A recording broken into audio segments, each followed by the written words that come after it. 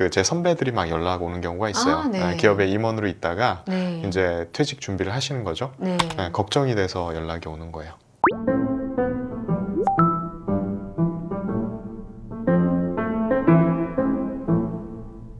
아까 전문가 얘기를 했잖아요, 앞에서. 네. 전문가가 되고 싶은 사람도 어떻게 하면 내 분야의 전문가가 될 수 있을까? 저는 일단 그 분야의 책 딱 10권만 읽어보라고 말씀드리고 싶습니다.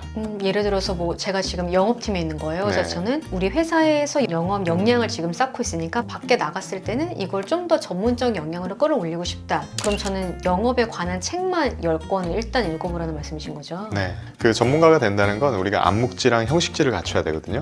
암묵지는 그냥 내가 회사에서 일하면서 경험으로 터득한 거, 남한테 그냥 이 말로 설명할 수 있는 거. 네. 형식지는 그거를 문맥화시킬 수 있는 거예요. 내가 뭐 수영을 잘한다. 근데 어떻게 하는지 알죠. 자, 하지만 네. 수영을 어떻게 잘하는지 남들한테 글로 써서 설명해 보세요 라고 하면 쓰기가 어려워요. 네, 인정합니다. 우리가 진짜 전문가라고 한다면 네. 그 암묵지와 형식지를 동시에 갖춰야 되는데 네. 내가 회사에서 마케터다 아니면 세일즈를 한다. 자, 그러면 경험은 많겠죠. 네. 하지만 그것들을 문맥화시킬 수 있으려면 충분한 책들을 읽어보셔야 되고요. 네. 책을 10권 정도 읽잖아요. 그 네. 관련 분야의 괜찮은 책들. 그러면은 정말 웬만한 거기에 지식과 경험들을요 다 흡수할 수가 있어요. 저 같은 경우도 제가 회사에 있을 때 4권의 책을 썼는데 회사에 계실 때 재직 중에 네. 4권이나 쓰신 거예요? 네, 그리고 이제 칼럼니스트로도 또 활동을 했고요. 네. 근데 그런 것들이 제가 다 책을 읽은 거 기반으로 나왔고요. 네. 제가 전략책을 쓴 것도 웬만한 국내 전략책은 다 읽어봤거든요. 그러면 여기에 나오는 이론이 또 다른 책에도 나오고요. 또 여기에 나왔던 사례가 다른 책에도 나오고 네. 그러면 그게 머릿속에 이제 쫙 들어오기 시작합니다.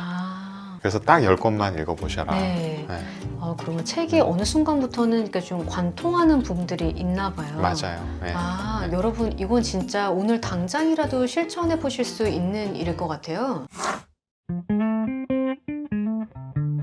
그럼 혹시 제가 직장인이었어가지고 이렇게 질문 드릴 수 있을 것 같은데 직장인 입장에서는 밖을 준비할 수 있는 방법이 뭐가 있을까요? 일단은 내가 회사에서 일을 하면서 어떻게 보면 월급을 받으면서 네. 내가 미래에 하고 싶은 일을 미리 준비할 수도 있어요.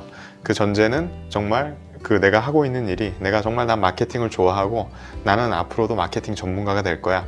근데 그 일을 회사에서 다양한 프로젝트를 해보면서 역량을 네. 키우는 계기가 되는 거죠. 네, 실제로 해볼 수 있으니까요. 네. 그래서 우리가 이제 고민을 하고 제대로 발가벗은 힘을 키우려면 3가지가 이제 필요하다고 볼 수 있는데 일단 직장인 분들 같은 경우에는요 미리 준비하라고 말씀드리고 싶어요. 회사에 다닐 때. 첫 번째, 미리 준비한다는 건 뭐냐면 어떤 의미가 있냐? 보통은 이제 뭐 저도 요즘에 그 제 선배들이 막 연락 오는 경우가 있어요. 네. 기업에 임원으로 있다가 네. 이제 퇴직 준비를 하시는 거죠. 네. 걱정이 돼서 연락이 오는 거예요. 뭐가 걱정이 되셔서? 이제 앞으로 퇴직하면 어떻게 살지? 네. 자, 이제 그분들한테 제가 항상 얘기 드렸거든요. 미리 네. 준비하시라고 회사에 다닐 때. 네. 미리 준비한다는 거는 마음의 여유가 있다는 거예요. 회사에 다닐 때 미리 준비하잖아요.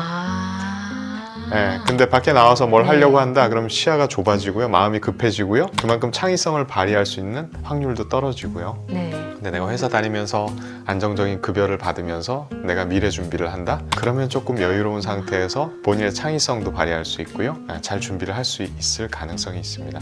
그러면 내가 회사 밖에서 살아남을 힘을 키운다고 하더라도 그 역량조차도 이미 회사 안에서 이미 어느 정도 네. 익혀서 나와야 되는 역량이고 네. 그리고 회사 밖에 나가서 뭔가 새로운 걸 하려고 한다기보다는 회사 안에서 조금 더 그러니까 마음적으로 심리적으로 조금 여유가 있고 안정이 됐을 때에 최대한 역량을 미리 키워놔야 된다라는 말씀을 하시는 거죠. 그렇죠. 성장을 한다는 건 그 다음에 내 역량을 찾는 과정은 꼭 무슨 책을 읽고 자기개발을 열심히 하고 이것뿐만 아니라 내가 회사에서 하는 일들 거기서 사실은 가장 큰 성장이 이루어지거든요. 회사 안에서 제가 하는 업무에서요? 내가 하는 업무에서.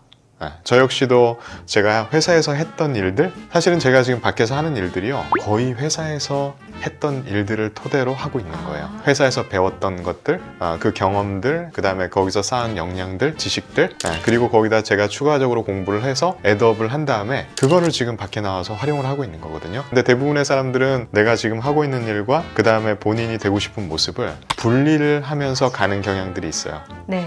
근데 사실은 이 얼라이먼트를 시키는 거 이거를 링크 역량이라고 합니다. 링크 역량이요? 내가 현재 하고 있는 일에서 네. 분명히 내가 이 일을 선택한 것도 네. 내가 이 일을 그래도 어느 정도는 좋아하고 하고 싶었고 그쵸. 그런 게 있었을 거 아니에요. 그렇죠. 예, 근데 이 일을 하다 보면은 내가 뭐 넉다운이 되기도 하고, 그죠? 뭐 그다음에 시간도 없고. 하지만 그만큼 시간이 없다는 건 이 일을 열심히 하고 있다는 증거일 수도 있고요. 두 번째는 시간을 꾸준하게 투자를 하라는 거예요. 이제 저 같은 경우는 주말에 한 3-4시간 동안 글을 썼어요. 토요일, 일요일 합치면 한 6시간, 7시간이 네. 되죠. 자, 그리고 평일에 만약에 퇴근하고 1시간을 확보한다. 네. 다 합치면 573시간이 나옵니다. 500시간이 넘는다고요? 네. 1시간만 투자를 해도요? 하루에 1시간 평일에, 그 다음에 주말에 3시간을 투자하잖아요. 토요일, 일요일. 네. 그걸 다 더하면 573시간이 나와요. 그거 진짜 엄청난 시간이에요. 엄청난 시간이죠. 네. 사실 시간이 없어서 못하는 게 아니라 네. 내가 의지가 없어서 못하는 게 대부분이거든요. 또 이렇게 아. 팩폭을 그렇죠? 네.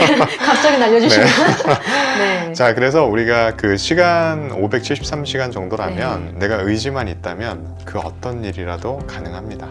저는 이제 그 시간을 활용해서 회사에 다닐 때 4권의 책을 쓸 수가 있었죠. 네. 네. 자, 그리고 이제 세 번째는요, 사내외 교육 제도를 잘 활용하시라는 거예요. 회사에서 네. 직원들한테 무료로 해주는 그런 교육. 여러 가지 교육들이 있죠. 저 같은 네. 경우도 회사에서 사실 MBA를 보내줬고요. 아. 또 회사에서 네. 다양한 어떤 교육들을 또 수강을 했고요. 네네. 제가 찾아서 그런 것들이 정말 저는 이제 밖에 나와서 네. 체험을 하잖아요. 밖에 나와서 하면 다 내 호주머니에서 나가야 되거든요. 그렇죠. 네, 근데 회사에서는 사실 그런 역량을 키울 수 있는 기회들이 상당히 많습니다. 또 저는 사내 강사나 퍼실리테이터로 활동하면서 네. 또 자연스럽게 강의할 수 있는 역량도 키울 수 있는 계기가 됐고요. 그럼 저자님은 진짜 회사 안에서 역량을 키우셔서 밖에서 그거를 활용을 하시는 케이스네요. 이걸 보시는 여러분들은 어떠세요? 분명히 뭐 학생분들도 계실 거고 직장인분들도 계실 거고 프리랜서 분들도 계실 것 같아요. 지금 저희가 나만의 핵심 역량을 찾는 방법, 그리고 그것이 진짜 어마어마한 하루에 많은 에너지를 필요로 하는 게 아니라 진짜 평일에 1시간, 주말에 약간의 시간만 있어도 정말 우리 삶의 궤도를 바꿀 수 있을 정도의 큰 스노우볼로 변할 수 있다는 거를 오늘 발가벗은힘의 이재영 저자님께서 말씀해 주셨습니다. 오늘 시간 내주셔서 감사드립니다. 네, 고맙습니다. 감사드립니다. 네. 손 한번 흔들어야 될까요, 우리?